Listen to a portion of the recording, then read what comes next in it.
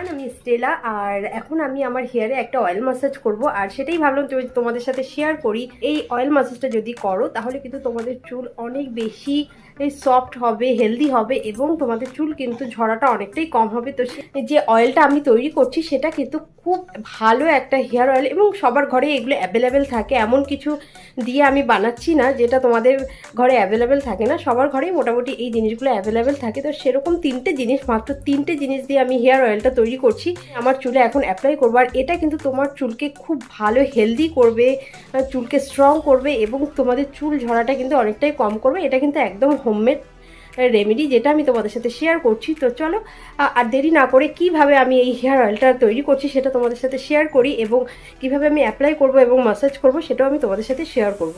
দেখো, আমি একটা স্টিলের ছোট বাটি নিয়ে নিয়েছি। তোমাদের কাছে যেরকম ছোট স্টিলের বাটি থাকবে সেগুলো নিয়ে নিতে পারো। আর এটাতে আমি মাঝে মাঝেই আমি এই তেলটা গরম করি, তাই জন্য দেখো বাটিটা একটা দাগও হয়ে গেছে। তো এই বাটিটা আমি নিয়ে নিচ্ছি স্টিলের, এবং তার সাথে আমি নিয়ে নিচ্ছি দেখো পিওর কোকোনাট অয়েল। তার সঙ্গে আমি নিয়ে নেব এখান থেকে একটা মাত্র ইভিয়ান নিয়ে নেব ভিটামিন ই ক্যাপসুল। তোমাদের কাছে যদি এটা অ্যাভেলেবেল থাকে তাহলে তোমরা এটা দিতে পারো, আর যদি না থাকে তাহলে তোমরা প্রথমবার যখন ট্রাই করবে তখন নাও দিতে পারো, কিন্তু যদি এটা দাও তাহলে কিন্তু চুল খুব ভালো হয়। এবং তার সাথে আমি কিন্তু আরেকটা জিনিস অ্যাড করব, সেটা হচ্ছে ক্যাস্টর অয়েল। তো তোমাদের বাড়িতে যেই ক্যাস্টর অয়েল আছে সেটাই কিন্তু তোমরা ইউজ করতে পারো। আমার কাছে এই ক্যাস্টর অয়েলটা আছে, যেটা কিন্তু for beautiful skin and hair. মানে এই ক্যাস্টর অয়েলটা আমরা কিন্তু স্কিন এবং হেয়ার বোথ দুটো জায়গাতেই আমরা ব্যবহার করতে পারি, এবং আমরা কিন্তু ডিরেক্টলিও আমাদের স্কিনে যদি ক্যাস্টর অয়েল ইউজ করি সেটাও কিন্তু খুব ভালো একটা বেনিফিট দেয়। তো এটারও ভিডিও আমি তোমাদের সাথে একদিন শেয়ার করব, যে আমরা ক্যাস্টর অয়েল কীভাবে আমাদের স্কিনে, আমাদের ফেসের স্কিনে কীভাবে ইউজ করব, এবং কত রকমভাবে আমরা ইউজ করতে পারি সেটা আমি তোমাদের সাথে শেয়ার করব। এবং এই ক্যাস্টর অয়েলটা নিয়েও আমি তোমাদের সাথে রিভিউ শেয়ার করব। এই তিনটে আমরা একসাথে মিশিয়ে আমরা এটাকে হালকা জাস্ট কয়েক সেকেন্ডের জন্য একটু গরম করে নেব, এবং যখন ওইটা একদম নর্মাল টেম্পারেচারে চলে আসবে তখন আমরা কিন্তু ওটা চুলে অ্যাপ্লাই করব। তো তোমাদের চুলে যেটুকু পরিমাণ হেয়ার অয়েলের প্রয়োজন সেইটুকু পরিমাণ হেয়ার অয়েল নিয়ে নেবে।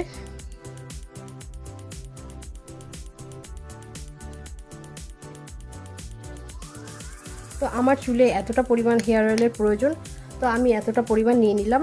এবার আমি এর মধ্যে দেব ইভিএন,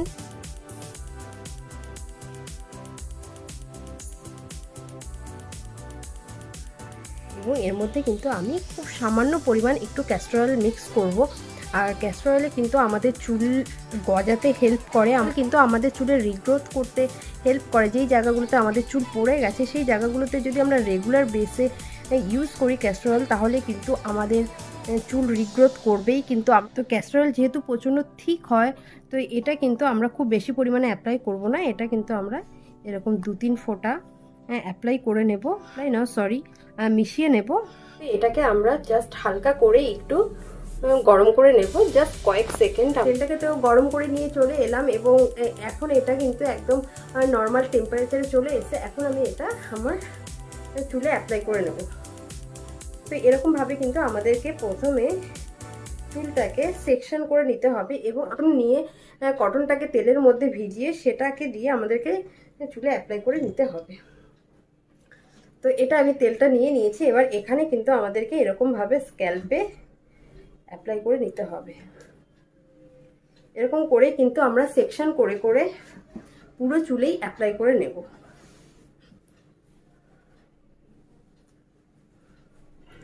এরকমভাবে যদি আমরা রেগুলার বেসে সপ্তাহে অন্তত একবার এবং মাসে 3 থেকে 4 বার যদি করতে পারি, তাহলে কিন্তু আমরা একটা রেজাল্ট পাবো যদি আমরা এই পদ্ধতিতে করি।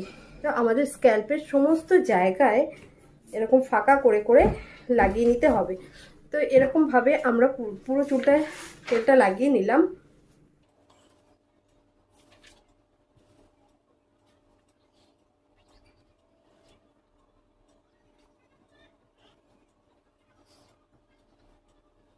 তো এইভাবে সেকশন করে করে পুরো স্ক্যাল্পে তুলোর মাধ্যমে তেলটা লাগিয়ে নেবার পর আমরা কি করব, যে বাকি তেলটুকু আছে সেটুকু আমরা কি করব, হাতে নিয়ে ওটাকেও কিন্তু আমরা আমাদের পুরো চুলে লাগিয়ে নেব।